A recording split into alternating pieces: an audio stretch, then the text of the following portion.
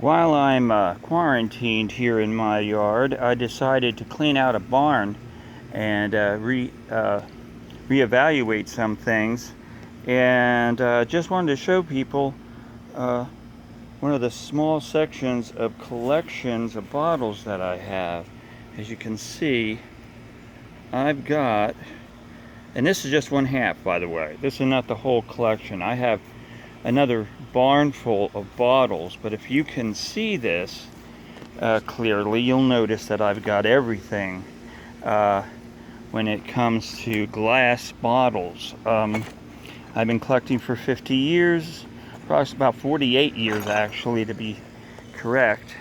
And in that 48 years, I've only sold maybe 20 boxes of bottles in all that time. And this is just a small collection. I mean, really, be serious. I have so many different bottles from all over the country. It would be hard to just tell you which ones are my favorites or which ones are the best. I'm going to do a series on these coming up. The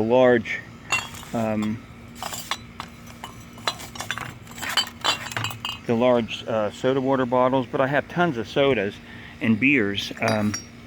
This is pretty much all Freehold bottles.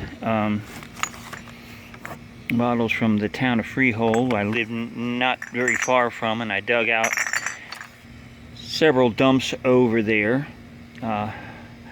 Highlands. There's another Freehold blob, 1890s. But yeah, I have a lot of stuff, boxes and boxes of it, just so to give you an idea of where I come up with when I come up with bottles. And I've got bottles from the 1930s, Prohibition bottles, a lot of them. I have a lot of milks from really all over the place, actually. Some are common, some are not so common. I have plenty of common stuff that's just really too much to think about. I mentioned Duffy malts. Well, I have practically any place I look, I'm going to find a Duffy malt somewhere. So, and this, like I said, is just a small section. If I want to be, I have another adjacent barn, and here it is. And the light might not be very well, but these also are bottles by the ton. It's sort of dark in here, so you really can't see. But this is another barn stacked to the ceiling with stuff. So there you have. I'm going to do a little tutorial on how they mark capacity on larger soda bottles, and I will be doing that in a little bit. But just to give you an idea, I mean, I've got mice have made a big home in these boxes, so I have to go through and get rid of all the mice droppings and all that kind of fun stuff that accumulate here. Yeah, another Duffy malt, by the way. Yeah, they're all over the place. So there you have it. This is the thing you're going to run into when you collect things like bottles. You're going to end up not having any room, and if you don't have a market or an outlet to sell them, then be prepared to build buildings and rent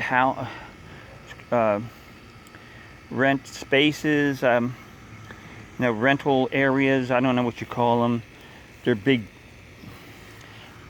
barns that people spend money on, and they get a little, 5 by 15 room. I can't afford that, so I have to build my own stuff.